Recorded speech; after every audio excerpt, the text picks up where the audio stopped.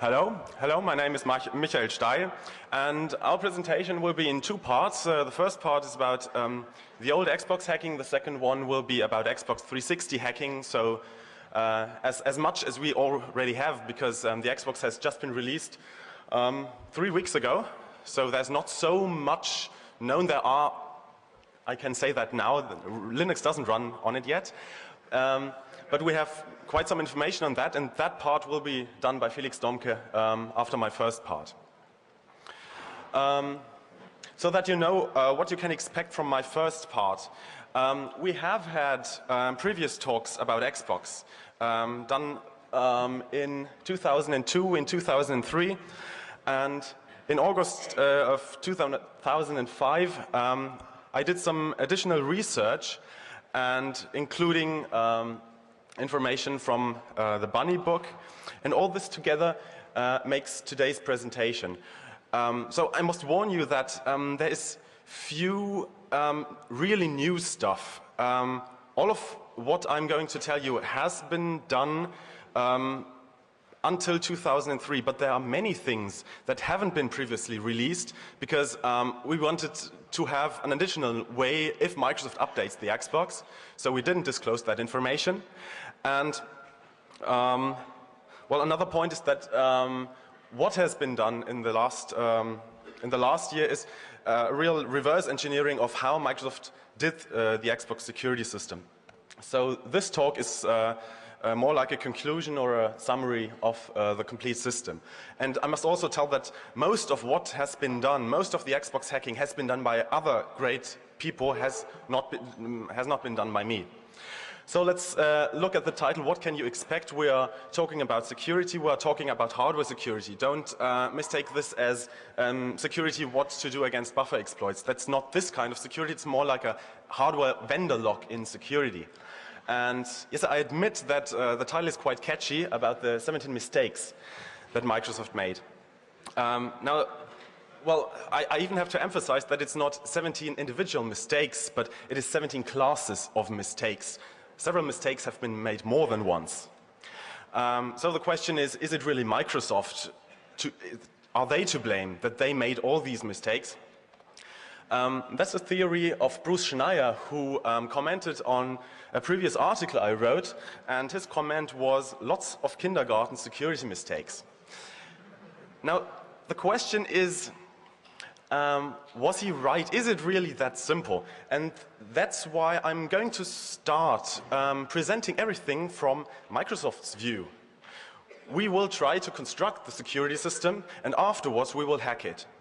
So, if the mistakes are obvious, then Schneier was right, and yeah, kindergarten security mistakes. And if the mistakes are not at all obvious, then we have proven that it's just not easy doing a security system. So what I expect from you now is that you pretend to be Microsoft and think like Microsoft.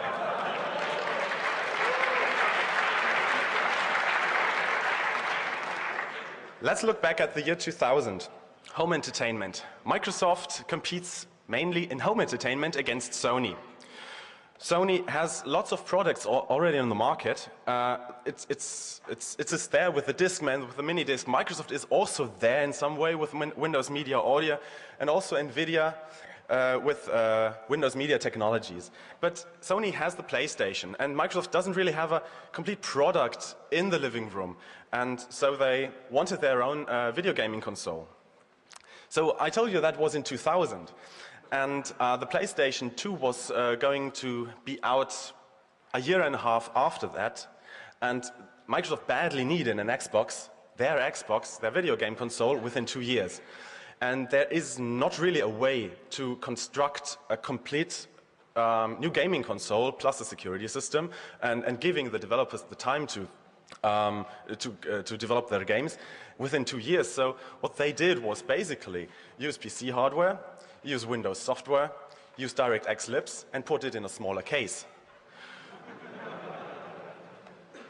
So this method was fast. They could do this in 2 years, and it was also cheap because they could use off-the-shelf components. For example, the Celeron. The Celeron is a standard Celeron 3 mobile with 733 megahertz. All the other stuff, it's NVIDIA GeForce hardware. Not at all that custom. It's a standard 10 gigabytes hard disk. They could use DVD-ROM technology. They had USB ports for the controllers. It's everything quite standard and quite easy to develop and to maintain. And it has the Windows 2000 kernel a bit stripped down so that it fits into less memory. So the Xbox actually is just a PC. But the question is, well, what is a PC? What is a PC? What is a Mac? Why is one computer a PC? Why might it not be a PC? If a computer has an x86 CPU, is it already a PC? If it has a VGA style GPU, is it a PC then?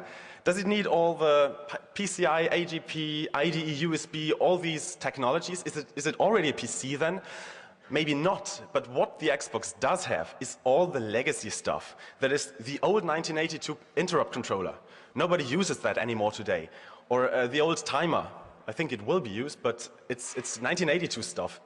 And it also has the A20 gate, all the old legacy components.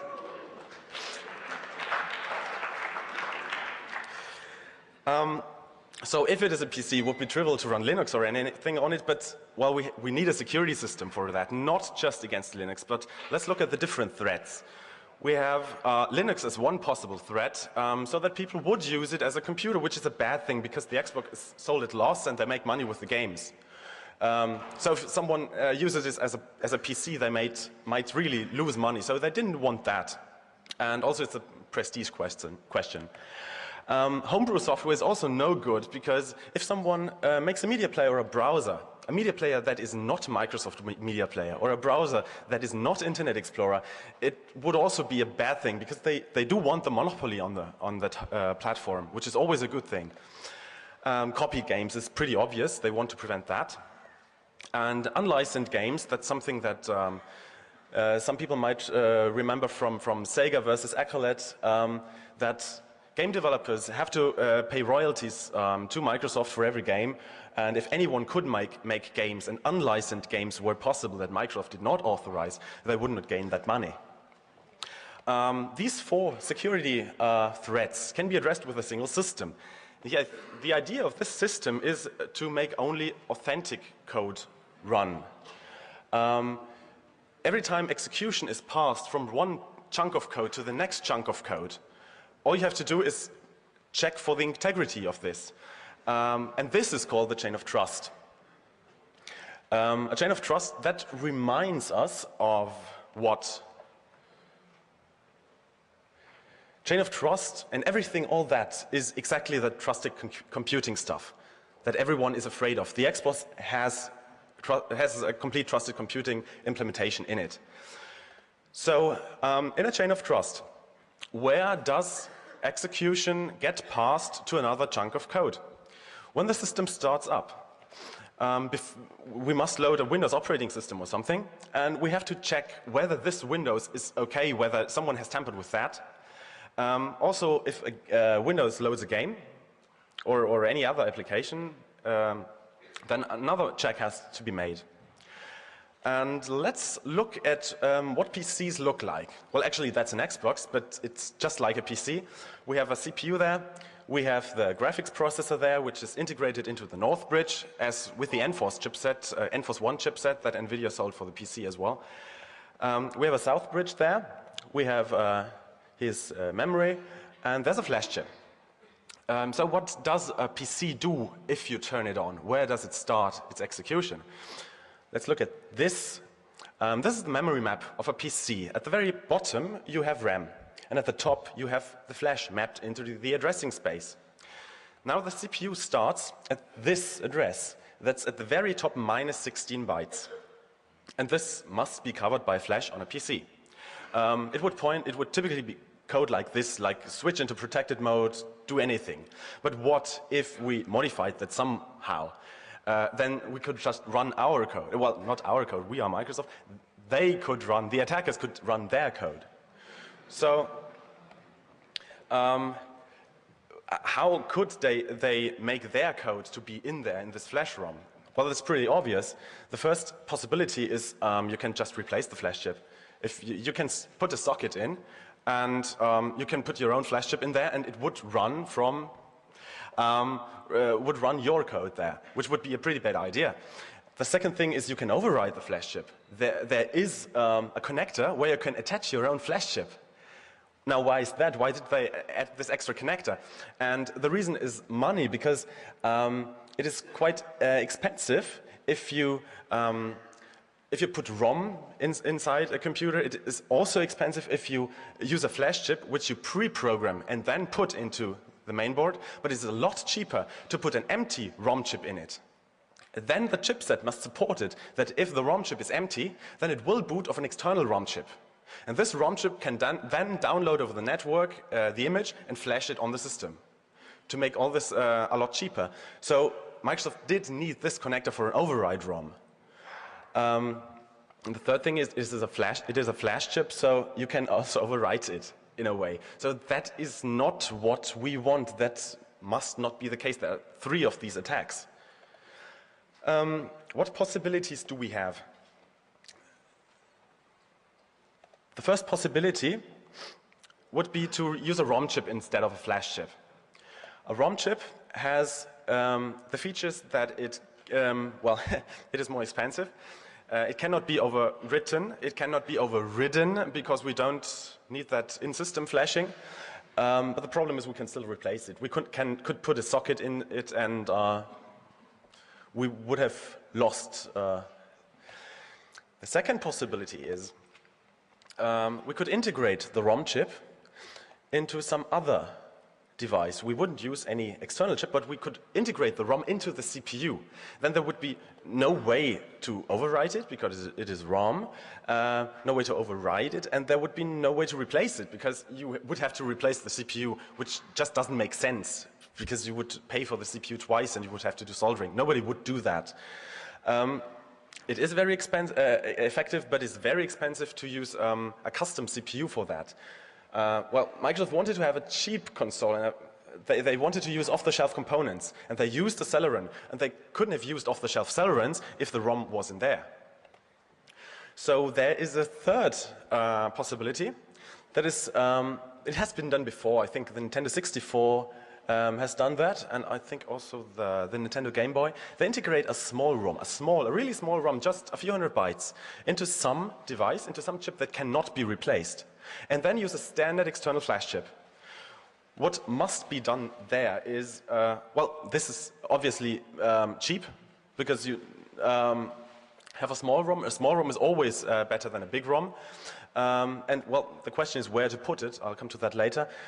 And it is effective. It is effective because the idea is that this secret ROM, it's 512 bytes on the Xbox, is at the very top of memory. If the CPU starts, it will not start from external flash memories, but it will start from this secret ROM that is embedded into some chip. This secret ROM can now verify the flash integrity, and if okay, it will pass execution to flash. The question is now where we would put it. I told you that putting it into the CPU is not a good idea because it is too expensive, but the South Bridge is really great because the South Bridge is a custom chip anyway. And, well, the downside of this is that while it is a secret ROM, it should be hidden so that people are less likely to attack it successfully. But data will travel over a bus if it is in the CPU. No data will travel over a bus. There should be no way to sniff it, or at least easily. This way, it can be sniffed, but it's not really easy. It's a double data rate, 200 megahertz bus, and few people have the equipment to sniff this bus. Well, but we have a problem now with flash verification. I told you we must verify that the kernel in this external flash memory that is untrusted is authentic and nothing has been changed. So our secret ROM must make sure that it is okay, which could be done, for example, with an RSA-based signature. That's a great idea, and this is probably very effective, but we will never get RSA in, say, 512 bytes. If we need 5 kilobytes, that's really a lot more expensive. So, but there are alternatives. The alternative, well, one alternative would be not to use a signature, but to use a hash. That is to use a checksum over the complete flash. The problem of the checksum is that there's no way to update the Windows kernel in flash ROM on later revisions of the Xbox without also updating the Southbridge chips. Because any new revision would not be accepted because the checksum is of course different. But what we can do is we can introduce another link in our chain of trust which will the secret ROM will just hash a second bootloader, 2BL. And the second bootloader can be of any size. And this second bootloader, which is in flash and which is hashed and must be authentic then, can then use RSA to check the integrity of the kernel. So this looks pretty secure. We cannot change 2BL anymore, but we don't need to. But we can update the kernel. Now, what does our secret ROM have to do? I told you it has to verify the integrity of the second bootloader, 2BL, with a hash. It has to pass control to the 2BL if everything is okay. But it also has to decrypt 2BL. And 2BL will, in turn, also decrypt the kernel. Because the whole flash, it would be a good idea if the whole flash was encrypted. So it makes attackers, it makes it a lot harder for attackers to see any code and to find any vulnerabilities if they don't see the code. So we should really have it encrypted in the chip. But in order to decrypt it, well, where would we store it? We would have to store it in RAM. And RAM is definitely not stable at this point if you turn on the Xbox and after 20 cycles or so, RAM is certainly not stable for one simple reason. Microsoft bought RAM chips by Samsung and they took all RAM chips that Samsung could deliver, not just the good ones, also the faulty ones. The faulty ones is these that don't do the 200 megahertz, but they're only stable at 180. So some Xboxes run with a memory at a slower clock frequency than others. So we really do have to make a stress test at the beginning to check how good the RAM is, perhaps depending on the temperature, and only after that we can really do something with RAM. But the question is, will all this, including the memory stress test, fit in something like 512 bytes? And that's obviously not possible. But we can put some of the code that has to be executed outside of these 512 bytes. We could, of course, have a large chunk of code in flash memory and just call it and make the memory initialization, jump back into the secret code and do all the crypto stuff. But this would be against all the security features because anyone can change the flash ROM. So we must not execute anything from flash ROM as long as it is not verified. The idea is to use a virtual machine which can do computer initialization. That virtual machine looks about like that on the right. It's a big while loop which can interpret several commands that can do all this. It can read and write from memory, which it needs for memory initialization. It can access ports, I/O ports that is. It can do PCI config cycles, that is clock RAM down, and it can do some calculations and if-then and loops. This language has been called by hackers lately the Xcodes, and it's a really neat way to move code out of these 512 bytes into flash ROM without compromising security. So our memory initialization in Xcode language would look like this. We have that poke PCI that sets memory frequency to 200 megahertz. Then we would store something in memory, read it back, check whether it is okay. If okay, go to end. If not, try it again with 195. That's exactly how these Xcodes would work. But that's additional complexity for the whole system. So we should really have some thoughts about what people could do with that virtual machine. What if that secret ROM that we put into the Southbridge gets eventually revealed? Then people understand how to write these Xcodes themselves.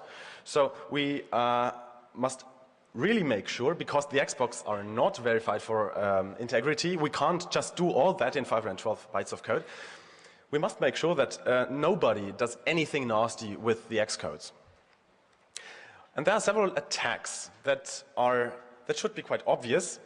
The first one is we could dump the secret ROM. So if someone has some clue how the X codes already work. The X codes can be used to read all that, the secret ROM, which is mapped into memory at the very top, at the top of 512 bytes, and put it out at a very slow port, like the I2C port, for example, and sniff it there. So that's a quite effective attack to read the 512 bytes, which must not be revealed. And it is done by masking the high addresses. So every time you read from memory, or I think even write from memory, write to memory, the upper 4 bits will be cleared. So we can effectively only access the lower 256 megabyte of the address space, which is okay for memory initialization because we only have 64. So there is no way for the X codes to access the secret ROM and dump it somewhere. A second attack would be to turn off the secret ROM. With the secret ROM there lying over the flash. But what if the secret ROM gets turned off? Then the code that is just executing inside the secret ROM would fall down into flash. And that would be a quite bad thing. And that's exactly the statement that does this, because the chipset has the functionality to turn off the ROM for reasons I'm going to explain later. And we must make sure that X codes can never disable the ROM, or else we would fall down into untrusted flash, which is a bit like this picture here. Because this code will turn it off, we will fall down, yeah, and we must check for this code. And this is done by this code here. Every time we do a poke PCI, we test whether it's really that single instruction, and if it is, then we clear that bit that would turn off the ROM. So that poke PCI will have no effect. Okay, let's talk about decryption and hashing.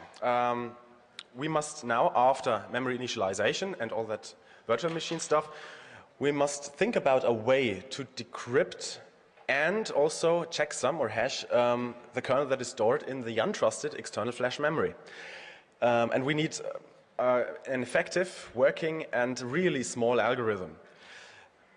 There are really small algorithms like those that have a secret key. This will be expanded to a seed, and this seed can generate a key stream. And this key stream, every single byte of this key stream will be XORed with the ciphertext we have in flash memory, and we get the plain text output.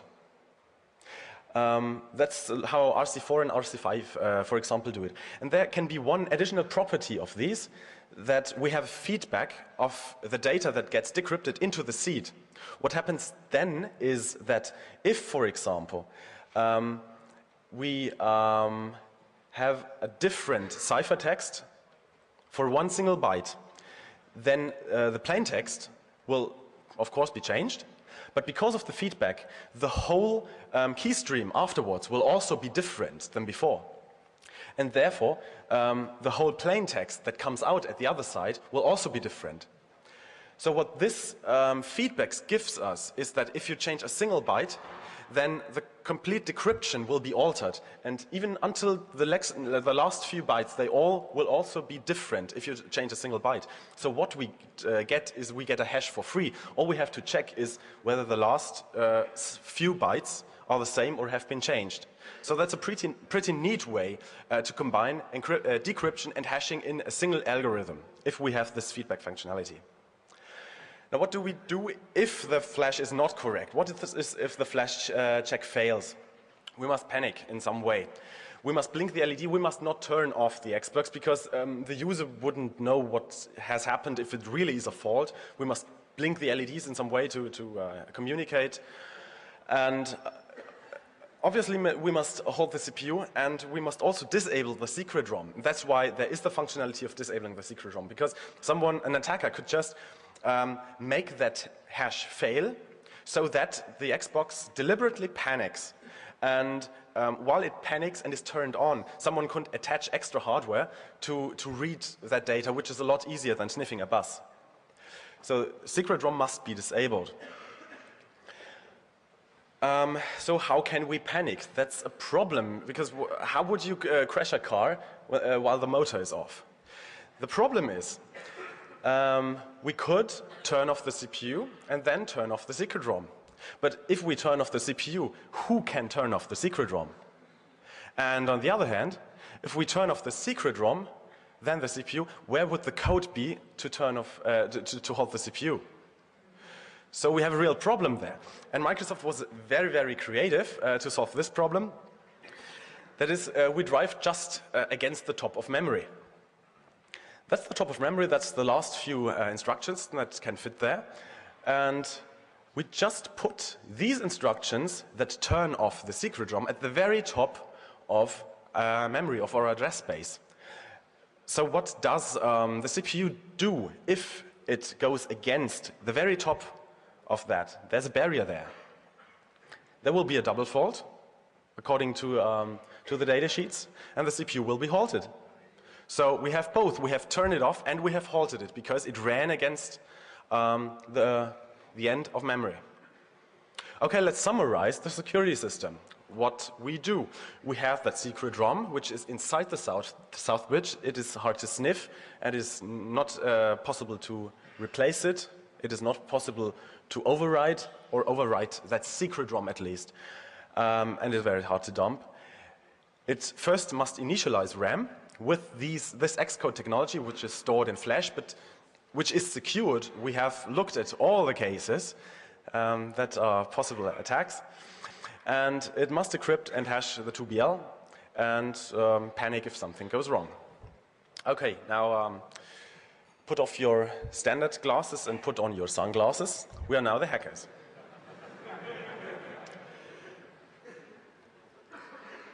Okay, now we have an Xbox and we know nothing about it. And there is someone, Bunny, who first, of course, dumped the flash ROM. Put it online, got a call from Microsoft's lawyers and put it offline again.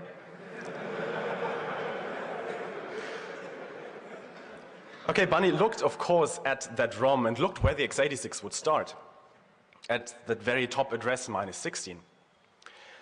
The question is now, what did he see? What was there at the upper 512 bytes of his flash ROM?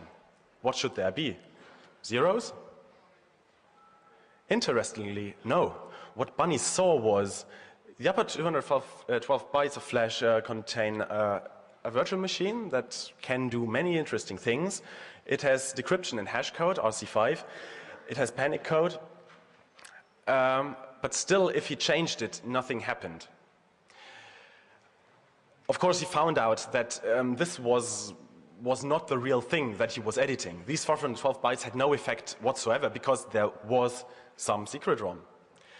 And this code didn't work. The key was wrong. Something was wrong there. It looked quite okay, but it didn't do anything. Well, Bunny, it was obvious for Bunny that the CPU didn't boot off this flash, although there was code there. And there had to be a secret ROM somewhere. So he sniffed the hypertransport bus and eventually had the 512 bytes of secret code.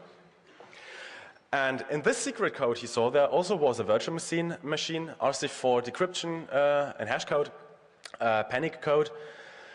Well, but the 2BL is hashed. Now what can we do? Let's look at how this RC5 algorithm that we spoke about earlier looks like. We have the secret key, the seed, and it makes that key stream, which will, if you change a single byte, will change the complete key stream. If we have that feedback. RC5 has that feedback. RC4 does not. And the secret ROM uses RC4.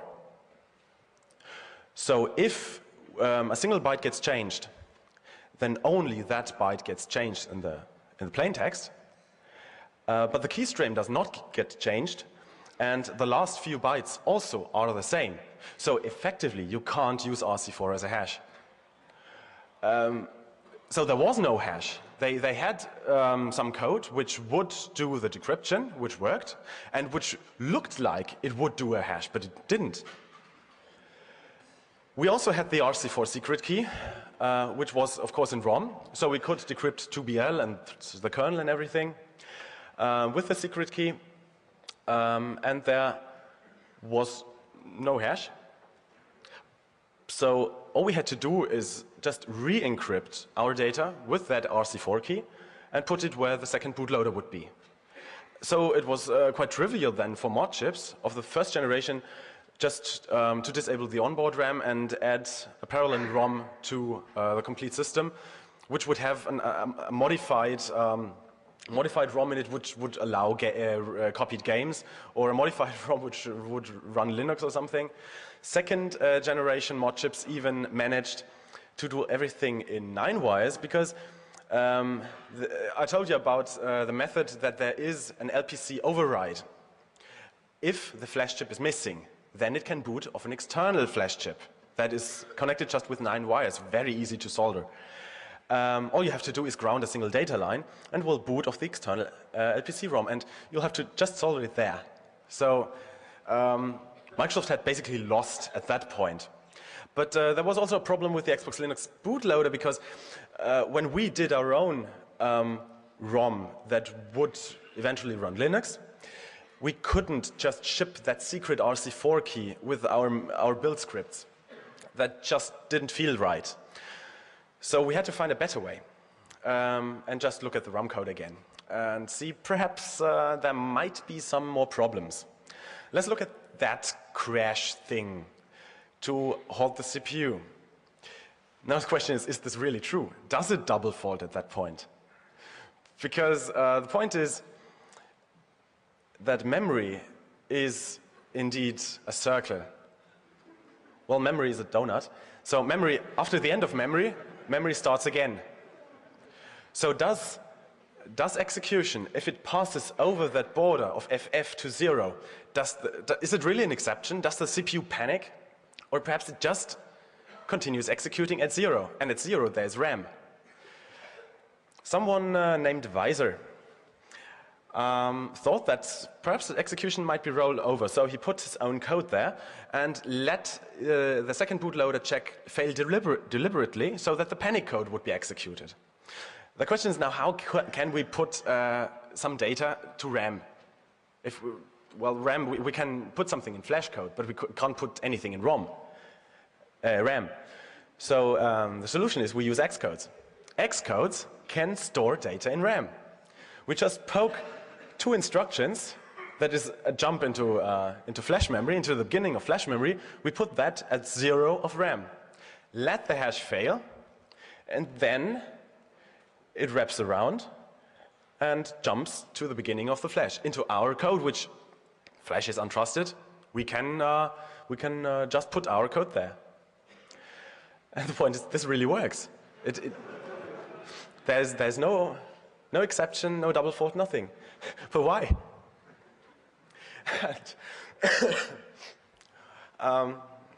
Well, we need a small history lesson. It's all these legacy components why this works.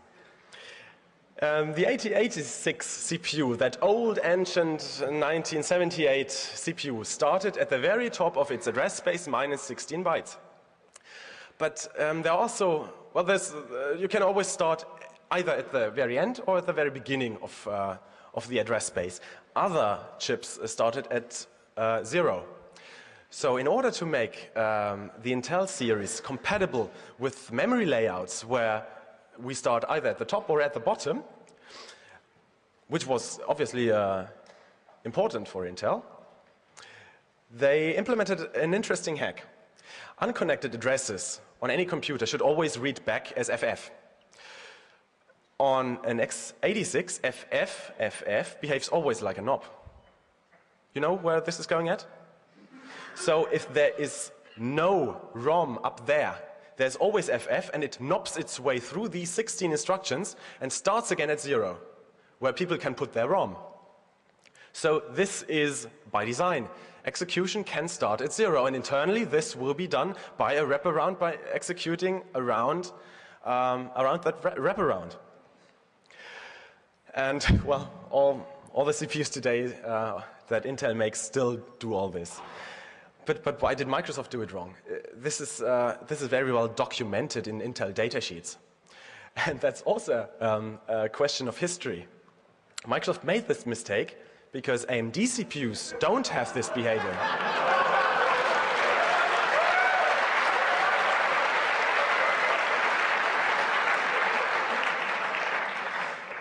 AMD thought that this was a security risk. Hey. Okay. That this was a real security risk because there is a border there. There are segments and there are borders where you may not cross. So AMD did not implement this, and it wasn't needed anyway. So wer ist denn das? Okay. Wie geht das aus? So AMD CPUs are specified to halt at that point. And why? Well, did Microsoft just read the wrong data sheets? Microsoft used AMD CPUs in all prototypes.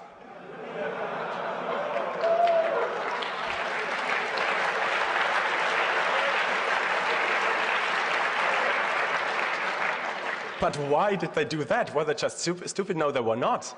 Because the original deal was that AMD would do the chipset and the CPU, and that NVIDIA would do the graphics hardware. And in the last minute, Intel came in and said, well, let us do the CPU. But it wasn't that easy because the whole chipset was already the AMD chipset. It had hyper transport. It had not RAM bus, but DDR RAM.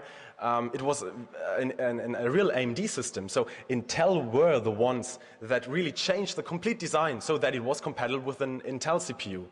And that is the very reason that the name AMD is not found anywhere in the Xbox, although there is a lot of AMD technology there. The mainboard design, the South Bridge and the North Bridge, are completely AMD technology and just licensed by NVIDIA. And so are all the Enforce chipsets and their successors. Well, that was that last minute switch. Okay, that is one attack. That was one attack, but Microsoft don't just make one mistake. Another mistake was, well, they actually knew about this vulnerability, that we can turn off the ROM and then fall down to flash. This here again. And we had this code. Let's look at this code more closely. It examines whether this is really this address. But let's have a look at the data sheet again. The data sheet of PCI config cycles is like this. We have the register function device bus. We may have one bit that must be 1, and we have several bits that are reserved. And what happens if we use this very same address but change some of the reserved bits? The same happens. It works. If we put FF in there, then it won't be caught, but it does work. The next slide illustrates this, how it can be exploited. If the secret ROM gets disabled, I marked with the X at the point where it would disable itself because it would just execute that instruction. It would fall down into flash. So what we have to do is we must prepare flash, and we can access flash, and put knobs in there, and I jump to somewhere else at the very end. So that is our landing zone. And then if execution at some point turns off the secret ROM, it explodes and then gets caught by our knobs, and it's in our code. So this was how it was exploited. But these unreserved bits is not just the only possibility to exploit that idea of disabling the ROM. Another one is this one. These X codes are equivalent with the POPE PCI, and these are not checked. So this also does the same thing. So they checked for a case, but actually they just gave us a hint where to attack. Now, okay, there have been some things found, and Microsoft must now react, because basically everything is now possible. Linux is possible, Homebrew is possible, and piracy is possible because the security system does nothing at all, basically because of Visor. Most people use that Visor wraparound backdoor. Well, just after Bunny found out that RC4 is no hash, Microsoft also understood that, finally, and they reacted. The question is now, how does Microsoft react?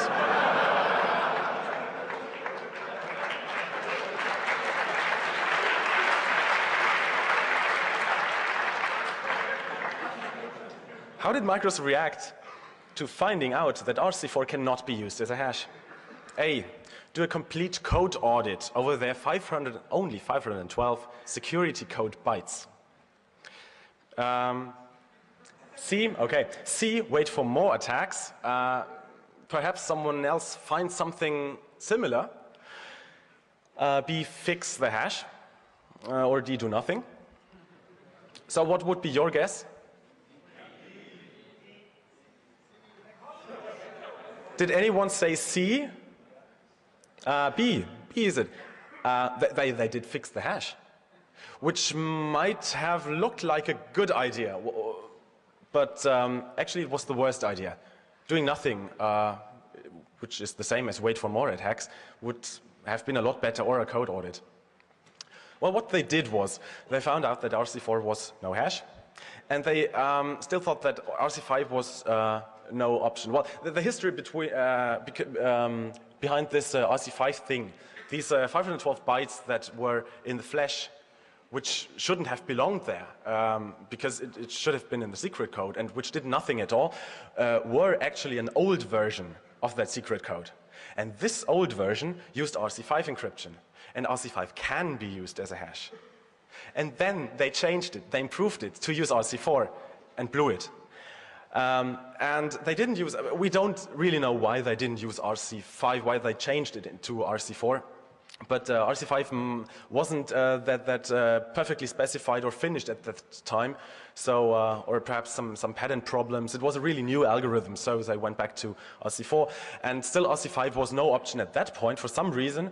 So they had to add another tiny hash. It had to be really tiny, because 512 bytes, you only have perhaps, I don't know, 50 bytes left for additional code. We need a tiny hash, and many encryption algorithms can be used as a hash. So we need a tiny encryption algorithm.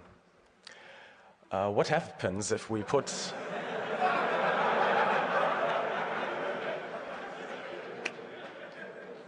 T?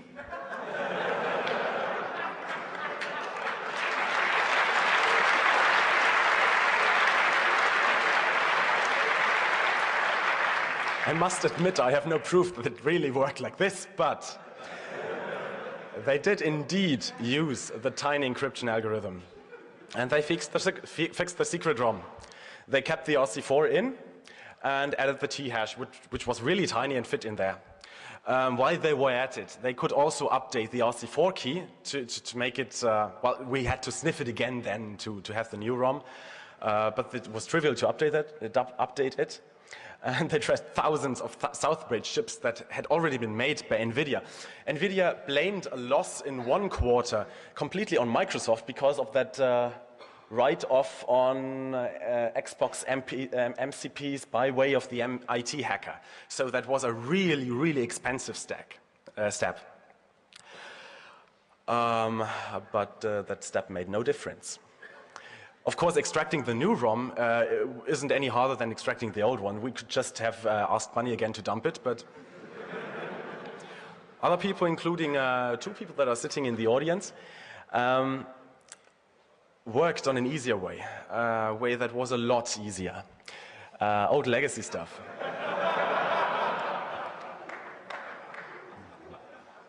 Well, not everyone might already know how it works, but A20Gate is a really cool thing on the x86 architecture. Let me tell you how it works. The whole line started with the 8080. That was in 1974 or something. It had 64 kilobytes of memory, 16-bit. The 8086 had to be compatible. It was not machine code compatible, but it was assembly code compatible. And and so the memory model had to be effectively the same, and the register were only 16 bits, so there was no easy way to address more than 16 bits, that is 64 kilobytes. And what they did is they just made segments of 64 kilobyte each. They could just have made 16 segments, so they would have another register which could hold a number between 0 and 15, but they chose to have a register that could hold any number between 0 and 65,535, so a 16-bit register. So these these segments could overlap in memory. You could have a 64 kilobyte segment at 0, but you could also have it at every 16 bytes in memory. If you wanted to have the effective address of some byte, you had to multiply the segment with 16 and add the offset. But there's a nice side effect of this thing. And this side effect is at the very top. At the very top, the last segment that really makes sense is this segment, which will address up to the last byte of memory. But what is if we use the next segment? Then this would go, well, there's no memory. But we know memory is a donut, so memory is at that point mirrored again, so we have 0 at that point. So if you address the uppermost bytes of this 64 kilobyte segment, you get exactly what's at 0 in memory, which is an odd effect. And there were some people that used that, some operating systems by Microsoft used that. So,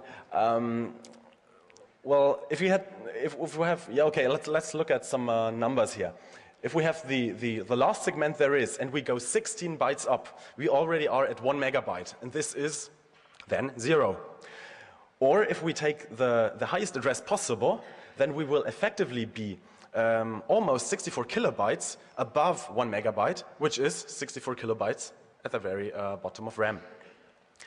And what if we now have a CPU that can do more than 1 megabyte? The 286 could do more than 1 megabyte, and these two addresses are then effective. And the 286 would be incompatible with MS-DOS. Intel didn't know that. IBM found that out, and IBM had to hack around that. The old CPUs had only 20 address lines, up to 19. The 286 has the 20th address line, and so can address more memory. And those won't wrap around and will be incompatible. IBM had to hack around and include an option to pull 820 always to 0. This looks like this. We have the 286 and RAM, and this is the address bus. And the keyboard controller happened to have a spare pin, and they connected that pin to the 20th address line. So at any point they could pull that to the 0 and emulate that behavior.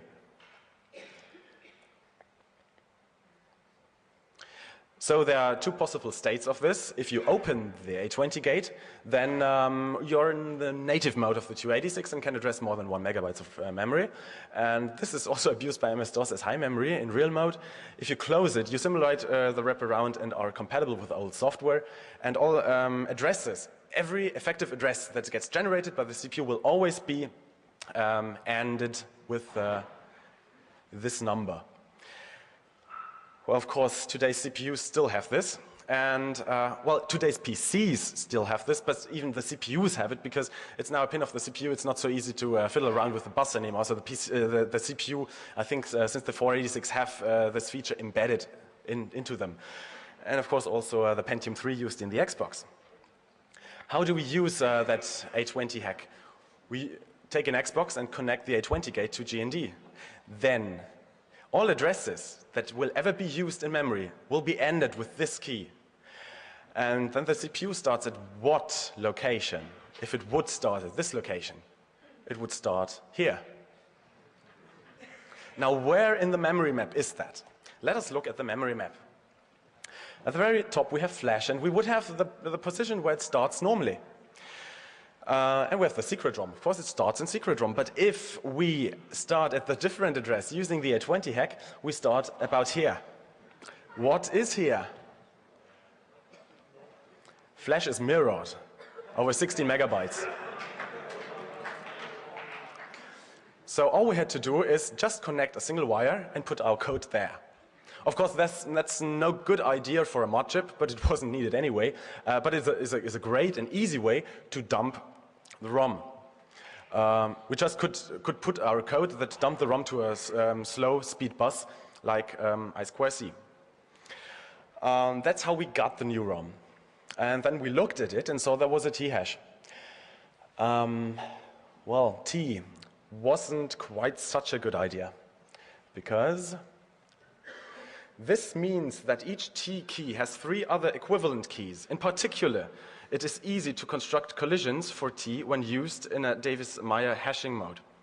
This has been written about 6 years before Microsoft used T, and by Bruce Schneier again and others. So T was effectively not effective. T did do a hash, but it could be circumvented if you toggle 2 bits at the same time at specific locations, and then you can always construct something. And it was possible to construct something and change some jump to just jump somewhere else, jump to our code. But it wasn't necessary, because we could also look at some other vulnerabilities, whether they were still there. We just looked at that missed vulnerability, which would turn off the secret ROM. The old Xbox, if you turned off the secret ROM, you would fall down into Flash. But they fixed that. On the new one, if you turned off secret ROM, you would fall down into hell. There's nothing there. The CPU would crash. Every time you access an address there, the system halts. So that's a good and effective countermeasures for all these turn-off attacks. You can never fall down into Flash, because Flash, below there will be no Flash at that position. So that mistake was fixed. Interestingly, they fixed this independently of, they found this out independently of the hackers, because they fixed it earlier than the hackers found the vulnerability. But there was still the Visor vulnerability, and it still works. For one reason, because Microsoft acted too quickly. If they had waited just 2 months or done an effective code audit, they would have found it out. But at that moment, when Bunny released that ROM, that secret ROM, and everyone found out that the hash didn't work, Microsoft immediately put out new versions and trashed the old ones. So they didn't see that people also had other attacks. So there was no need to attack T, because Visor was still there, and it worked on both the old and the new Xboxes. So we didn't need 2 different ROMs. So what is the state today? Microsoft never trashed Southbridge chips again. I think it was just too expensive for them, or well, they had some problems with NVIDIA, probably. Maybe that's the reason why the Xbox 360 doesn't have NVIDIA chips, but ATI chips. Let's hope ATI knew of what Microsoft did with NVIDIA back then, and that losses in Q4 2002. Still in the latest revision of the Xbox, we have finally a real ROM chip. That ROM chip cannot be replaced because it is integrated into the video encoder, and it is real ROM. It cannot be overwritten, but the override functionality is still there, because the Southbridge controls the override. So we can still attach a mod chip to the LPC bus, 9-wire soldering, or even just put it in there, and all mod chips still work. So they have changed a lot of things, but basically nothing was effective, because well, they didn't want to lose any more money here. Okay, that was the hardware attacks. So now let's take a quick look at where else we can attack. We have this chain of trust, and the first check was really well hacked.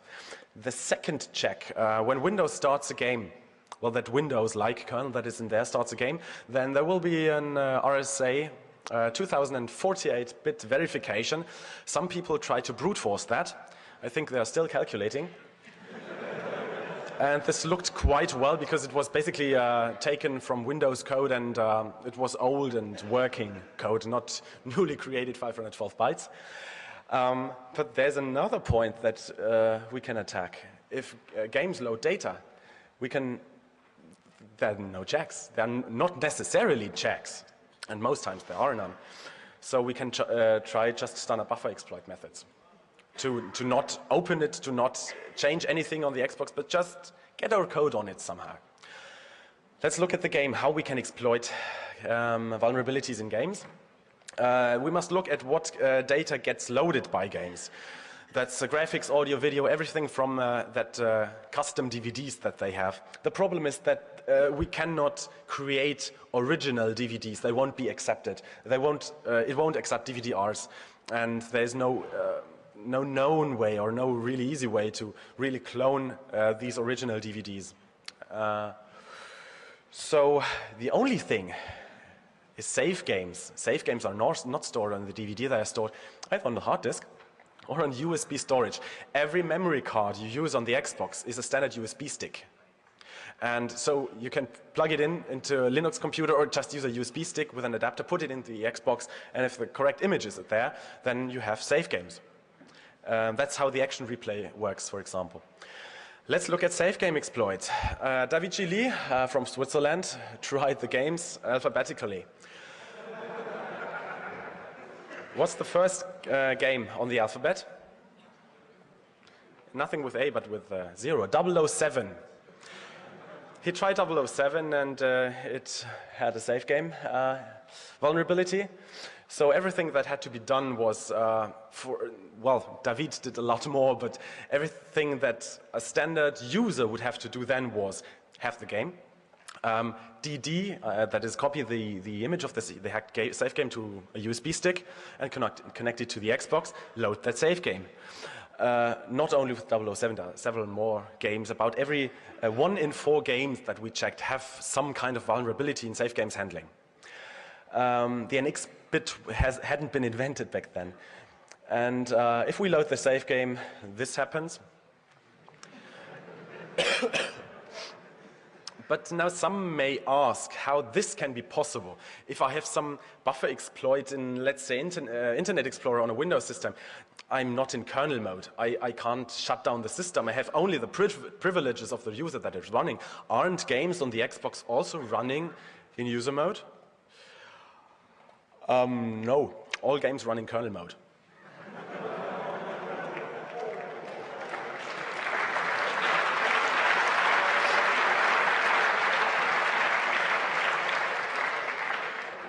There might be, I haven't heard any good explanation on why. They really modified Windows so that it had only a kernel mode. What is a possible explanation is that they don't switch context, they don't have TLB misses, which might be good for performance, but I doubt that it is really significant. Some other people say that it makes the environment, the programming environment easier, but it shouldn't really matter. But the problem remains. We have to run the game every time to boot Linux and go through that trailer and stuff and hello and select save game and everything. But perhaps we could look at some other application that crashed earlier perhaps. That's this nice application. This is the Xbox dashboard. The dashboard gets executed every time you turn on the Xbox and there's no DVD in the drive. With it you can manage your save games, you can play music from CDs or rip them into Windows Media Format on the hard disk, can change the settings and everything. And this is stored on the hard disk. Some people might say that this Xbox dashboard code base is the single reason why the Xbox uses a hard disk and was the first gaming console to use a hard disk. Because perhaps you know a bit about the GameCube by Nintendo. The GameCube had about the same functionality in this menu. They could also save games, the settings, everything, all that.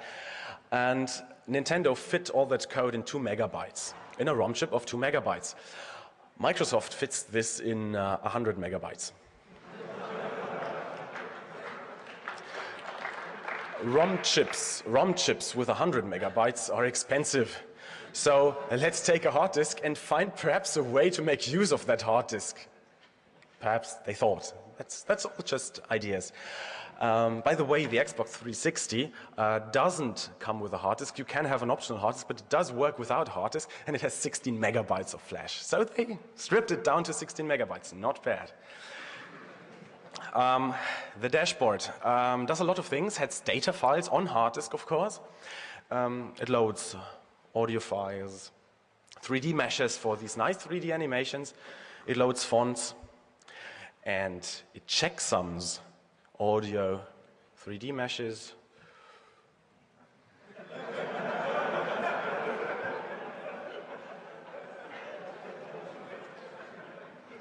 It does not check some fonts, for whatever reason, and of course there's a vulnerability in the font handler.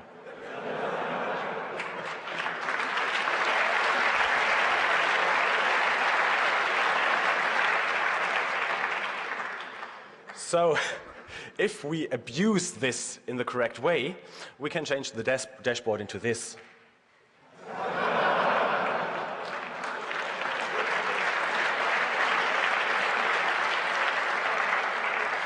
The process isn't all that complicated. The fonts make the system crash, make it use our code, run our code, which is embedded into the font files, and then we have full control of the machine, and we can reload the dashboard again, this time with the correct fonts, and while it is in memory, we can patch it. We can add this extra menu, and we can change the functionality that lies behind this extra menu to run some Linux bootloader from hard disk, and also to exchange the RSA key in case that we put in a Linux CD or we want to run Linux, so that we can use Linux signatures, Linux RSA signatures, instead of Microsoft's RSA signatures.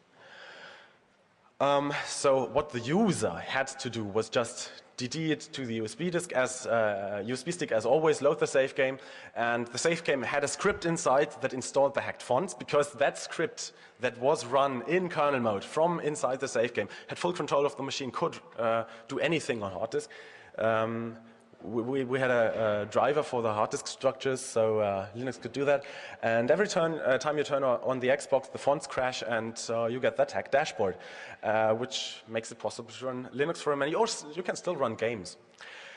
And it's interesting to note that this is a real chain of mistakes. Well, USB storage, using USB storage as memory cards, made it a lot easier for the average person at home to duplicate this. But if any of the following hadn't existed, then there wouldn't have been the possibility. If games didn't run in kernel mode, there wouldn't have been this possibility. Or if there hadn't been any game exploits, if there was just good code, or if the fonts had been checksummed, or if there hadn't been a font exploit. And just this combination made it. And by the way, there's another exploit in the playlist handler. So there's lots of bugs in this code. And, well, this code is trusted. After all, it's done by Microsoft. Microsoft fixed this. How did they fix it? Well, they could first really fix the bug. They did it right. They fixed that buffer vulnerability and shipped fixed versions of the dashboard with new Xboxes. And for all that, all those people who were on the Xbox Live online gaming network got updates without users' permissions. But hackers could just downgrade the dashboard again, put the hard disk into a PC or go into Linux and then DD the old image of an old Xbox or a backup of the image back there, and you still had the old dashboard with the old vulnerability. Still worked. So it wasn't really effective what Microsoft did. Okay, next step, Microsoft blacklists the old dashboard, of course. So the kernel has a blacklist so that it's not possible to run that old single executable with a certain checksum. But there was another executable on hard disk with the same bug. And of course they fixed it in this one as well when they recompiled. But the old dashboard also had this file and it wasn't blacklisted. So we could just use that file for the font exploit. Microsoft reacted. They blacklisted that extra file. Well, there was another file. That file was -update. The first Xbox is shipped without Xbox Live support. It was introduced about a year later. So every Xbox Live game had to have an update application for the dashboard so that the dashboard could do IP configuration, DSL configuration and all that. And this updater is in every Xbox Live game. It has the same bug. It is not blacklisted. And Microsoft did not blacklist this one for a single reason, because this old games must always work. If I buy a brand new Xbox, one of the latest series, and buy the old game of eBay, it must run. They cannot blacklist this. So effectively, the hackers have won at this point. And the situation today is that you can do all that modchip stuff. That still works, as I told you before, but you can permanently mod an Xbox now to run anything and even still run games without opening it, even on the latest revisions of the Xbox. Now let's come to the 17 mistakes. There are 8 design mistakes, 6 implementation mistakes, and 3 policy mistakes. Perhaps you had a closer look at the summary of this talk as on the website, which said like 8 design mistakes, 5 implementation mistakes, and 3 policy mistakes, but still 17 mistakes. That was because originally my talk was about 60 mistakes, but then I submitted the paper and found 17 mistakes, and the other numbers hadn't been updated yet. So it's now 17 mistakes. And please note that these are mistake classes, and several of them had been made more than once. Let's start with design mistakes. Mistake number 1. Security versus money. There's no such thing as more secure or less secure. The only thing there is security is either effective or is not effective. There is never any sensible compromise between security and money. So if you think you don't want to spend so much money for security, there's a hard cut between secure and insecure. So if you go across that border, you will have an insecure system. So better spend that 1 cent more and you get a secure system. So trade-offs make no sense. And why do we do all this security stuff? Because we don't want to lose money on copies, on people just running Linux, all that. So we must spend money. That's the big thing. We can't save money on that. And they made this mistake several times. The in-system programming of Flash is the reason why there is no ROM chip but a Flash chip, and why there is that override functionality on all that. If they had taken a ROM chip from the beginning, then lots of these possibilities wouldn't have been there. Second thing is they used cheap and faulty RAM by Samsung, which was so much cheaper, but for that they needed that RAM initialization, and because of the RAM initialization, their code would not fit in 512 bytes, and therefore would have to use the virtual machine, and the virtual machine had the bugs. So, because of money again. Third thing is the secret ROM. They should have put it into the CPU, so it couldn't have been sniffed so easily, and bugs couldn't have been found so easily. But they put it into the South Bridge because it was cheaper than into the CPU. And they never updated the South Bridge again because it was so expensive the first time, and they thought they would get it right the second time. So that's basically the reason why the Xbox is still hardware vulnerable today. They could do that update, but they never did. The second thing is never do any trade-offs between security and speed, because speed doesn't really matter that much. It makes no sense for your applications or your hardware to be 10% faster, but then less secure. That might be effectively insecure, because 10% in computing is nothing. 200% faster or slower, that's a big thing, but 10% is not. And the fact that all games run in kernel mode might be because of speed. So that's yet another mistake. Mistake number 3. Never underestimate the combination of weaknesses and what is possible with that. Be aware of that. That combination can lead to a successful attack, even if each vulnerability isn't that severe. And it makes no sense, if you have a component that is not perfectly secure, to put another barrier in front of it. Instead, you must really fix your vulnerable component. Where this has happened was with 007 and the dashboard. With 007 alone, we could run Linux. We could not eject the DVD tray because it would reset. We would have to buy that game, not rent it, buy it, because every time you reboot, you need it. It doesn't make so much, it's not so much fun. And the dashboard exploit alone wouldn't be so much fun, because you would have to connect that the hard disk to a PC and do all that. But in a combination, it is really trivial to do anything that you like. Mistake number 4, never underestimate the resources that hacker might have. Because many people have access to hardware at work. Many people have access to hardware at university. Or there are also commercial hackers, some people that just spend money, that invest money into finding security vulnerabilities. For the Xbox One, not much has been done there by commercial hackers, but I think this is getting more important in the future. And that point that this would be too expensive or too much work to hack is nonsense. Because there's never too much work. There are so many people out there, so many great people out there that can always make something that is hard can always break something like that. And Microsoft obviously underestimated that someone holding a PhD degree from the MIT and had access to MIT's hardware lab, that is Bunny, could quite easily sniff that hypertransport bus. Talking about making it easier or making it harder, it makes no sense to make something harder for hackers. Instead, you must make it impossible for hackers. If you just make it harder, this won't have any significant effect. Obstacles don't slow down hacking.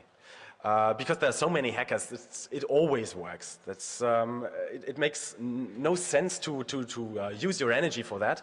You might even think that you're more secure by having so many obstacles, but you must have barriers instead. Use that resources to have real barriers that there is no practical way to cross or even no theoretic way to pass them. There are so many obstacles in the security system that had no real effect. The first one is that safe games. Every safe game is signed so that you can't just change a single byte. It won't be accepted then. But who signs the safe games? The games, because they can be done at runtime. So every game has the private key for signing the safe games. So just look at the games and you have the private key. So it made no difference at all. The hard disk is ATA password protected. If you put it in a PC, you can't read any sector. But if you turn on the PC and the Xbox and hot swap the cables, no problem. So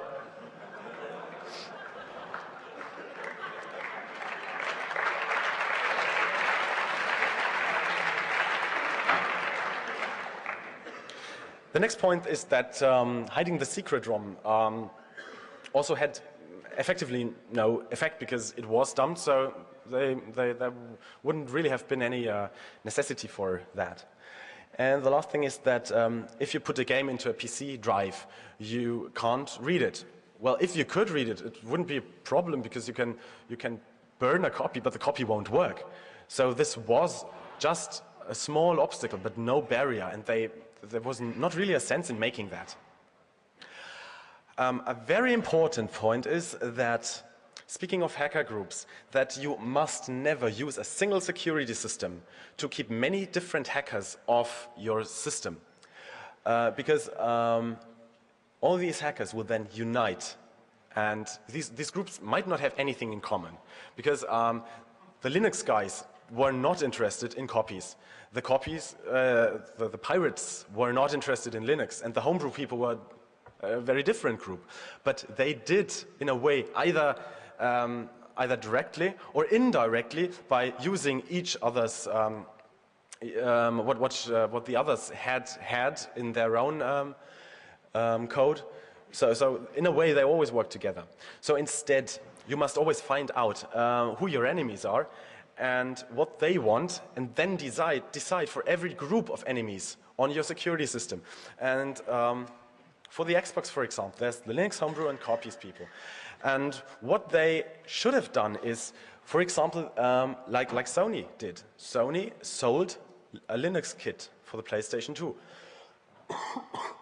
Therefore, all the Linux hackers, all the potential Linux hackers, had no interest in hacking the security system of the PS2. Why would they? Linux already ran on it, so it was quite easy. Only the homebrew and the copy people were left. That's 1/3 less people, or even a lot more less people. And Linux hackers tend to be quite good hackers, so that might be the reason why the Xbox has been hacked a lot more quickly than the PlayStation. So this possibility exists. Mistake number 7. So security by obscurity doesn't work. It might be quite obvious, but there are so many cases where they made something obscure and it didn't work. But what does work is the SHA-1 and the RSA. They use that heavily throughout the system. And at all cases where they use that old, well-proven code, there are no vulnerabilities that we could find. Well, they work if they are used correctly, of course. So don't use RC4 as a hash. So they hit the ROM, they encrypted the flash contents, which had no real effect. They hit the DVD contents, they hit the hard disk contents. Mistake number 8. Never release a quick fix because a quick fix may be severely flawed and have no effect at all, or even be worse than the old version. And there is also the possibility that more holes get found afterwards, and you don't want to trash the chips again. So instead, audit the complete security system, because you have new knowledge how people hacked it. So think about that, what people have achieved, and think about similar attacks there, and look at your security system if there's anything similar there. And also look closely at what hackers are doing at the moment, and if there's something that they're doing, perhaps wait some time and wait for the next exploit. They made that mistake with the secret ROM hash function. They just replaced it, and they made that mistake with the dashboard font bug Odyssey in 7 steps. Let's look at implementation mistakes. Read data sheets. Many of these mistakes, many of these hints are quite trivial, but they have been made, these mistakes. You shouldn't hack around. Well, you must try out your stuff, but you really should have backup in the data sheets, and you shouldn't assume anything, especially if you replace some components. And especially if you use components with legacy functionality, you must be especially careful. Look at the A20 vulnerability. They didn't read the data sheet of Intel chips when they changed it. And look at the Visor. They didn't look at the Intel data sheets with the Visor workaround, and they, didn't also read the data sheets at all with the A20 thing, or else they would have had the idea, perhaps, even when reading just the index. Number 10, don't just read data sheets, also read standard literature. So if you're doing crypto, read at least the applied cryptography book. It seems like Microsoft hasn't done this. For all those who are constructing security systems in the future, now that we have Wikipedia, it is a very good hint to go on their page and look at all the references there. For example, that old 1996 paper that said that T was vulnerable is directly linked from the Wikipedia article today. So at least if you use Wikipedia today, this shouldn't happen anymore. OSI4 is a hash. They didn't read Schneier, and T is a hash. They didn't read that paper. Mistake number 11, get experienced professionals. Your engineers must have a background on security systems. We know for a fact that Microsoft did not really have security experts, but they had those people who did the security system on the Xbox were those who did Web TV before. Web TV was that set-top box system by Microsoft. It was an embedded system, it was home entertainment, but I don't think it had any security or any really strong crypto or anything. So they should really have hired some good people. And students on internships, I know that many of you may be students, and there are many brilliant students, but if I were Microsoft and I wanted to spend many billions of dollars on a new gaming console, I would really get well-paid professionals. We know of one person who did an internship and worked on the security system. He put it in his resume on his website. In the implementation of the secret ROM, it is obvious that this person that did it had no background in crypto.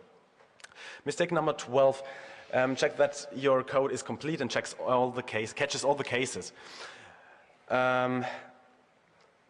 If you don't, your work has the opposite effect. It gives hints to hackers. That has, you can see this with the secret ROM turn-off check, which had the compare there. And because they had the compare there, at the beginning we didn't know what this compare meant. Until we could finally try it out. But it gave us a big hint where to attack, and just change that and we had it. So it had really the opposite effect. And the same was true with the hash everything but the fonts. If everything is hashed but the fonts, we attack the fonts. If 100 megabytes of data files are not hashed, we would start possibly alphabetically. So this also gave us a hint and accelerated the whole development. Okay, 4 left. 13 leftovers. Mistake number 13. Look at the final product from the perspective of a hacker. You must really hack stump and disassemble your final builds. from the perspective of a hacker, because they had that old version of the secret ROM in Flash that was so close. If they had been a bit more unlucky, they would have linked the current version of that. So the secret ROM wouldn't have been secret. That was really, really big bug. Number 14, do tests on your final system. Again, with the final components in place. Because small changes, as always in software engineering, small changes can break everything, everywhere else, and especially in security. And they did that in two things. One was when they switched from AMD to Intel. It broke everything, and when they switched from RC4, 5 to RC4, it also broke everything, and they didn't test again. And there are three more policy mistakes. Mistake number 15 is source code. Keep your source code safe. Okay, open source is a great thing, but with a security system, it might sometimes be a good idea to have security by obscurity, yes, in the source code. Because what you need is engineers you can trust so that it doesn't leak. The Xbox source code has leaked. It hasn't been used for Linux development or anything. It leaked quite late, so it hadn't such a big impact. But it would have accelerated everything a lot when it leaked later. The piracy people could easily compile their own kernels with their custom logos in there for their custom mod chips, or support bigger hard disk. All that could then just be easily done in source code. It's not so much about knowing how it works, but having the code and being able to compile it yourself and not hacking around. Number 16, speaking of source code and safety of source code. Although you should have your source code safe when designing a security system, you must have many, many people that look at the design and the implementation. It is not a good idea to prevent your people from seeing the source code. Instead, have many, many people look at it, but find engineers that you can trust. That has obviously happened on the Xbox because there was a very weak quality assurance on so many parts. It seems like so few people had a look at it, because when we had the ROM, only 3 or 4 people who read it at once saw the possible problems. So if Microsoft had 3 or 4 more good people, they would have seen all these problems. And the last mistake is do talk to hackers. Because your enemy, you must know your enemy. You're not on one side and on the other side that's the hacker, and you never communicate or anything. Microsoft thinks that they shouldn't talk to terrorists, but this is stupid because it sometimes really makes sense. They, especially the Linux guys, we're not Microsoft's enemy by definition. Some people may be, but not necessarily. And they want to reach their goals. They don't want to break everything and make everything bad for Microsoft, but just reach their goals. And there are possible compromises. One possible compromise after all these hacks would have been, for example, that Microsoft would have allowed Linux to run if in exchange that possible vulnerability hadn't been disclosed. That would have been great for the Linux people because it would have run out of the box. You could have sold Linux for the Xbox on unmodified boxes for every home user. And on the other side, Microsoft wouldn't have had the piracy problem they have today. But they chose not to do it. They chose not to talk to hackers. They didn't talk about the 007 exploit. It was we had such a hard time reaching anyone. And about the font exploit, it was exactly the same. I'll leave you alone with the latest slide, the summary of the Xbox security system. I don't think there's so much to say at this point. And at this point, I'll hand over to Felix, who will have at least half an hour. There will be a break afterwards, so we can take more time. So we'll have at least half an hour for the 360 talk.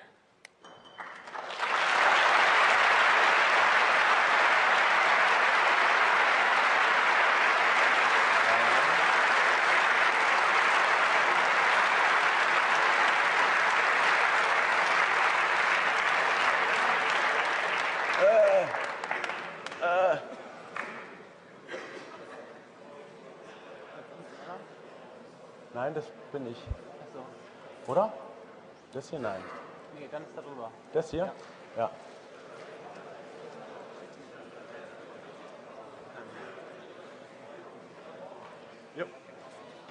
Wie bediene ich das? Rechts links.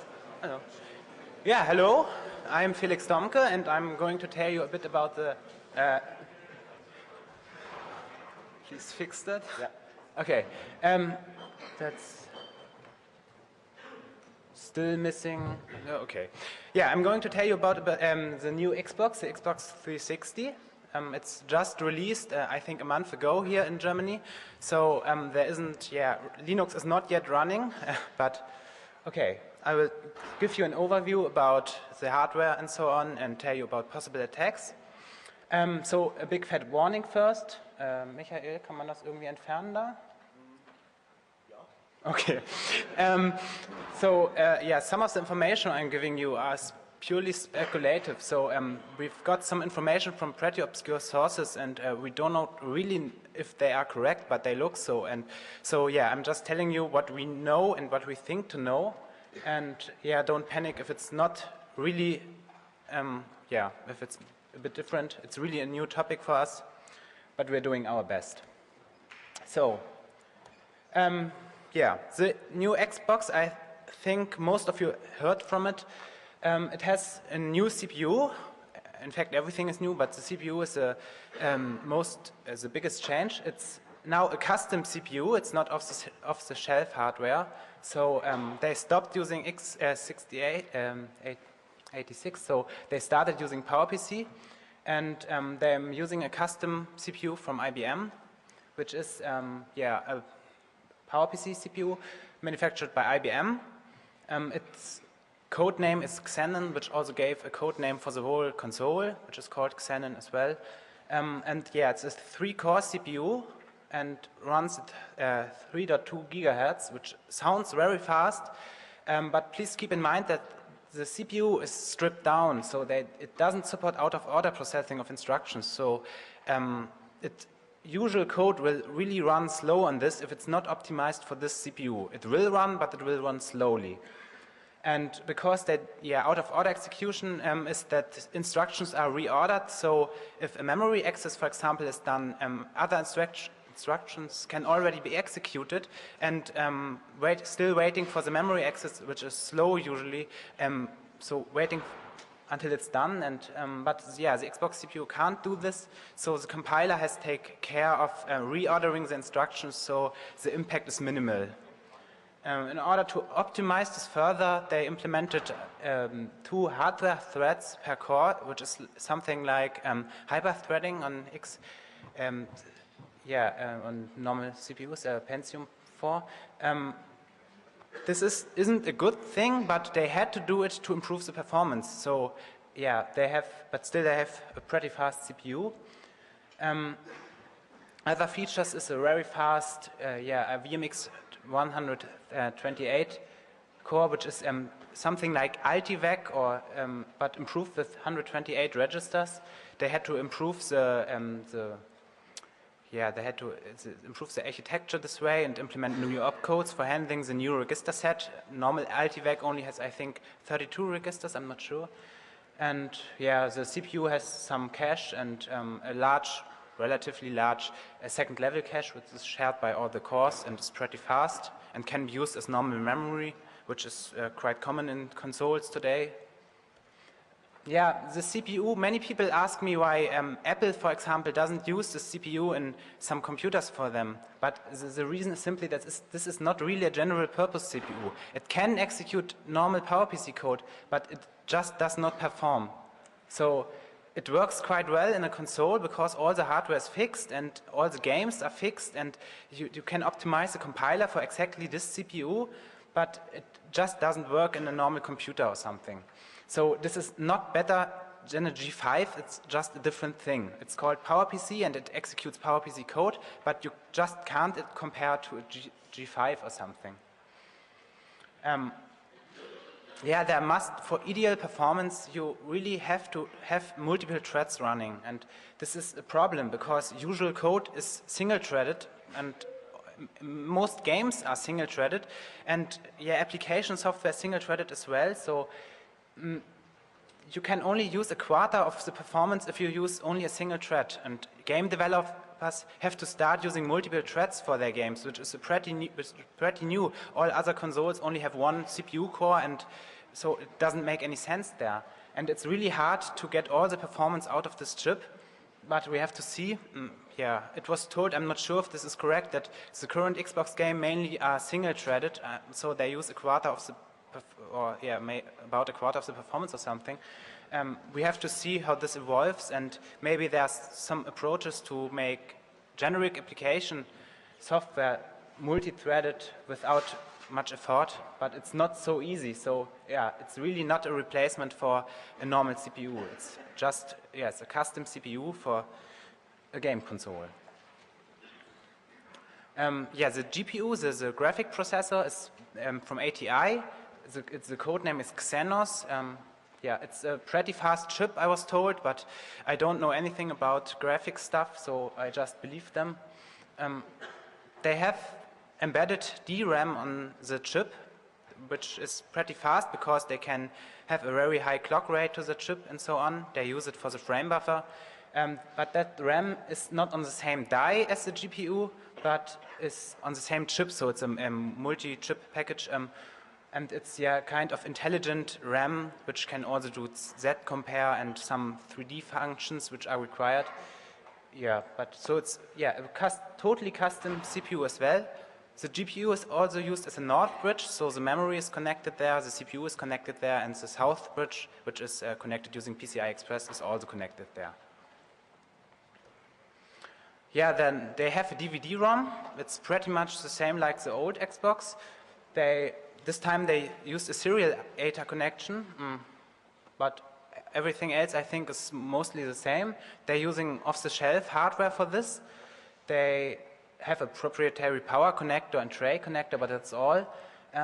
But the firmware is a bit different because it can do security functions. It can verify a DVD if it's a burnt one or if it's an original one. So this is pretty, how should I say, it's pretty important that nobody can fake around this check, so it can run pirated CDs or something. But it's very hard to make off-the-shelf hardware secure, so they choose to pair drive firmware with consoles. So the console has a key and the drive has the same key, and if you exchange the drives, it won't work. And I think they wanted to prevent that somebody writes a firmware which doesn't really check it, but always tells the console that the game is okay, it's a real game disk. But you can't do this unless you always use the correct key fitting for the specific Xbox, which makes it pretty hard to sell something which requires reading out the old ROM and inserting a key and then flashing a new ROM and then soldering that in. So, yeah. That's, I think, a trade-off between costs and security, and we already knew that this is no good. We have to see what happens. The peripherals are, like the controllers, are USB again, but this time they didn't use the proprietary connector, they used standard USB connectors. And there's even a driver in the Windows update for the Xbox controller, which is nice. There's a Wi-Fi adapter, which is USB 2. And there are memory cards. They have a proprietary connector, but are USB 2, as always. They have RF controllers. They are using something in the 2.4 gigahertz range, but it's something proprietary. It's not Bluetooth, it's not Wi-Fi, it's something else. But they seem to tunnel, in effect, some USB over that using proprietary protocol, simply to make it easier on the console side to handle the different controller types. And all the USB ports are high-speed USB, so yeah. If finally Linux will run on this, it will be nice that you can attach all your hardware. Until that, it's pretty useless. The hard disk, on the original Xbox, I think you all know that the hard drive was locked with a key, with the password. So each console had a different password, so you can't just take out a hard drive and put it into a PC and read and write to it. But as Michael already told us, this wasn't really successful because you could hot swap the disk, you can sniff the password out of it. So in effect, it just wasn't secure, so they dropped all that locking, and they The hard disk is optional, by the way, and you can just read it out using a PC. It's a serial ATA hard disk. And yeah, the hard disk, they have, the serial number of the hard disk is signed and stored on the hard disk, so they can check if this is the correct data for the correct hard disk. So if you buy some content, you can buy games in that Xbox Live marketplace or something, or you will be able to buy games. You just can't copy hard drive images, but you can take a hard drive to a different console and plug it there and then it works, but you can't copy the hard drive image to another hard drive with a different serial number. Yeah, it's, I think, simply for protection of the bought content. So on disk format is XTEF or FATX with swapped endianness. So I bet they just recompiled their code. The PowerPC CPU is big endianness. So the format is swapped, but everything else is exactly the same. Of course, security is an issue as well on the new Xbox. Why should it not? They have a couple of threads.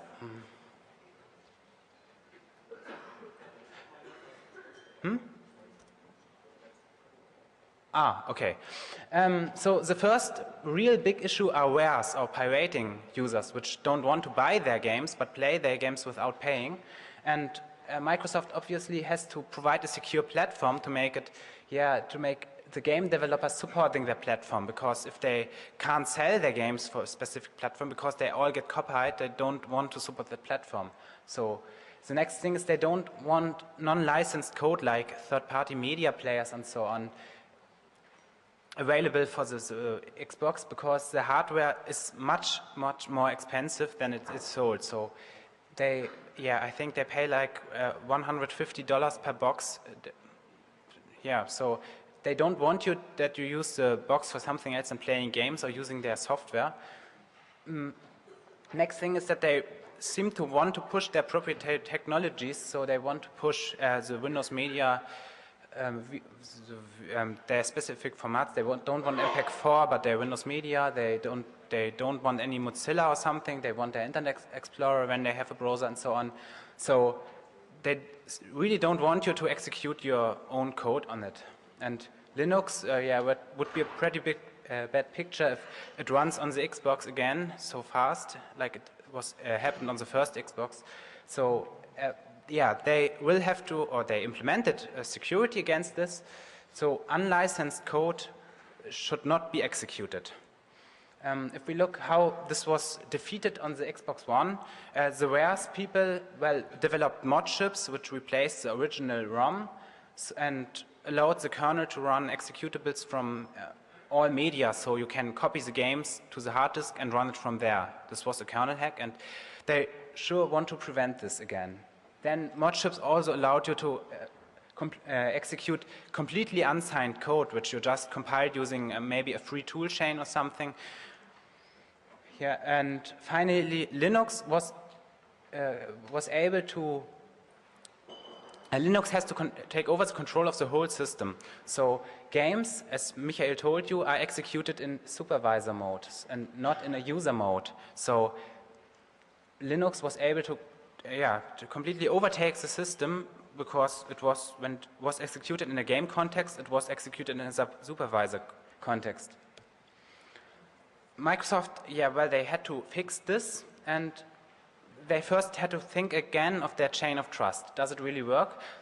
Well, I think Michael showed you that it does not work, because first, there are games which can be exploited. There are many games, in fact.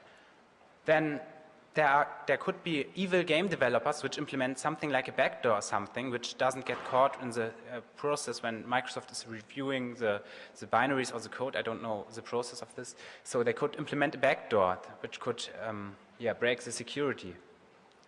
And finally, the idea was that if, however, wrong code, which means unsigned code, non-original code, is executed on the system, it should not be able to take over the full control. This is not a new approach. I think every decent operating system is able to do this. You can execute code in their own context, and let it not overtake the system, but it's a problem if you have to push big amounts of data to the hardware, for example, the graphic data and the sound data. And it's not so easy to do this in a user mode. It might be possible, but it's not so easy, and it's a trade-off between speed and security again. So having a user mode is not really an option. And next, the kernel could have some exploits in the so you can have something like a local root exploit or something to get into the kernel mode, and then you had the full control. So, and the kernel is very complex because it would handle all the hardware access. So this was not really an option. And finally, if you're able to write to the memory, for example, by attaching some logic to a memory chip or something, you could set the user permissions maybe by toggling a single bit or something, which could be possible in hardware. So they had to do something else, which is the hypervisor. The hypervisor is nothing new. IBM used it on their server processors for a long time ago for virtualizing server machines, so you can run multiple operating system instances on one server. But on the Xbox 360, they used a hypervisor, and it's only used for security there. And it's, the console has some secrets, mainly some keys, and the kernel still runs in supervisor mode, but communicates with the hypervisor. For example, if something needs to be signed or decrypted or encrypted or whatever, it calls the hypervisor.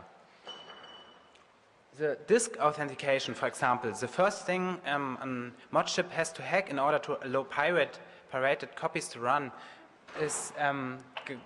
works together with the hypervisor, so it's not so easy to patch. If you have full access over the kernel, you would still have to, you can't simply tell the kernel that the disk is authenticated because the hypervisor managed this. And the decryption keys for the executables on the DVDs are still kept in the hypervisor, so you can't just load a new binary manually from disk. However, as I said, for speed reason, hardware access is not done through this hypervisor, and the complexity of the hypervisor is really kept as simple as possible. So, in order, to make it more secure. If it's simpler code, it's more secure, obviously. The hypervisor, as said, contains some secret, which are keys, and should not be read from any memory. So if you attach some memory sniffing device, which is called, might be called a hero attack, because you have to sniff a really much number of wires, or you could do some local exploit or whatever to read the whole memory, or use hardware to busmaster from the memory. For example, you can tell the network chip to busmaster from the physical memory and send a packet out. You could dump the whole memory, as said, because the supervisor or the games have access to the hardware. It's not done in the hypervisor, it's done in the supervisor. So you could instruct the network card to send out an image of the physical memory. So they choose to implement encryption, and they added an encryption engine in the custom CPU, which allows certain memory regions to be encrypted. And they will be transparently decrypted on the fly when executed. So a game, for example, doesn't know that the memory is encrypted, but only if you look at the physical memory, you see that all code is encrypted, in fact. The hypervisor is encrypted too, and it's not transparently accessible from the user memory, only from the hypervisor memory, of course. And the user or kernel code uses syscalls, that's an exception on the PowerPC, to communicate with the hypervisor. And all other interrupts, for example, by external hardware, are processed by the hypervisor as well, but chained to the kernel then. This is an example. This call, for example, it's a function to make some hash, I think, which includes some prefix or which is secret. So you can have to load the registers with the address of the pointer of what do you want to hash, and give it a place to store the result and so on. And the hypervisor doesn't use the MMU. It uses physical memory, so you have to convert all your pointers to physical memory. Yes. So Microsoft in fact learned something. They learned that high-speed buses can be sniffed. They are putting the encryption device in the CPU, or at last we think it's in the CPU, because everything else could be sniffed. They know that keys can be snuffed out with, if you have really expensive hardware, you could maybe even sniff inside the CPU and you could derive the secret key used for booting. And so they choose an approach. They give each Xbox a different key for booting. So each Xbox user has a completely other boot image because it's encrypted with another key. And IBM offers these eFuses. They are fuses are in the chip. They can be read in the chip and they can be burned. But normal fuses can be burned while the production with a laser device or something. And these eFuses can be burned after production with a CPU instruction or something. So they are able to give each Xbox CPU a different key, which is very important because if somebody sniffs out a key of one Xbox, they can't produce a flash ROM which works on other Xboxes because each Xbox has a different key. That's a very strong, very strong security at the first look. IBM normally uses these eFuses for parameters which differ from chip to chip, maybe due to production issues. So for example, the exact voltage a chip must be operating could be different from chip to chip, maybe some millivolts more or less or something. So they measured while production and set the eFuses accordingly. But it could be perfectly used for having per CPU keys, but we don't know. It's still unconfirmed if the eFuses in the CPU are actually used for security or not. There's a paper from IBM about the CPU and it doesn't mention security at all, but maybe they just hide it or it's just not implemented there, but for example in the Northbridge or something. Additional security, yes, non-executable pages is not really new, but I think it's new to consoles. In fact, the official linker, it was told to me from Microsoft, doesn't allow writable and executable segments. So they either have to be writable or executable, but not both. And if you do this and have your stacks non-executable, you can't do the traditional buffer overflows anymore. But as we all know, there are ways to work around this, but they are very hard if you don't know the exact code on the system. And the code is, of course, encrypted, and that makes it much more difficult to do a buffer overrun. Of course, if you have ideal software, you don't have any buffer overruns. But if there are any buffer overruns, they aren't as easy to exploit as previously. So yeah, we have to see if this works out, but they tried it at last. Possible attacks, there are no real attacks until now, but recently somebody dumped the kiosk disk, and there are Xboxes which, it's a kind of demo disk. So they offer information about the Xbox and so on, and have some game demos on it. And somebody dumped that disk, and well, each binary on a disk which is executable is, of course, signed, so you can't change anything with the private key, which isn't known. And the Xbox can check if there's nothing changed. But there's a bit field which says the allowed source media. For example, a normal game executable, of course, has said that it can be only run from an original Xbox game disk. But this kiosk disk, the binaries on that kiosk disk were signed as run from everywhere. So you can put them on a normal CD, you can burn them, and they run. That alone isn't really a security threat, but maybe the games are exploitable or something. Then it would become a security threat because you can just burn them to CD and then execute them. Data files are still not always signed. So this could be a way to attack one of the games, and if we find an exploit in one of these games, we would have a way, to run maybe our own code or something. There's still a new type of processor now, because the GPU does support shaders, and shaders are mainly for graphic processing, of course, but they are so powerful in the meantime now that they can be almost used as general purpose CPUs. Well, they can only or are optimized for float numbers and so on, but they are code, and especially on the Xbox, they can read and write to physical memory. This is done for loading geometry data and so on. And they have a special instruction called a mem export, and they can access the physical memory. And now if some games, they have their shaders in non-signed areas, so we can change them and burn them on CD. And maybe it's possible to make a shader which can then attack the physical memory, write our code there and so on. But as I said before, all code is encrypted in physical memory.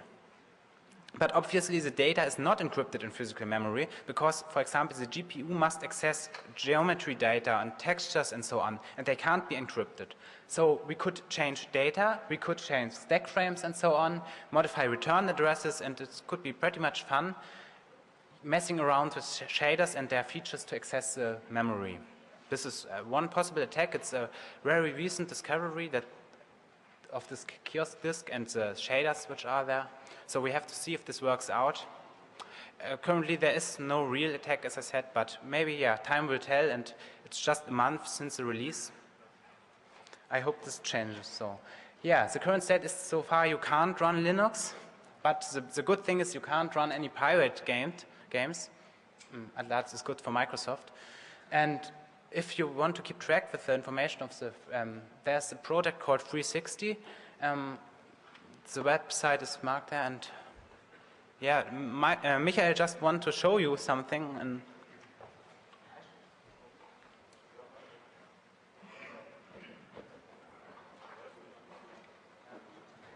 well, so maybe there are people who never saw an 360 before, so this is one of them. And this is, well, the upper one here is the mainboard of the 360, and the lower one is some hardware we have attached, trying to hack it or sniff it, but provide us a lot of information, but no real attack yet, but I hope this will change. That's, I think, all which can be told about the Xbox now. Just look at that page. It's all new discoveries will be posted there, and thank you very much for your time.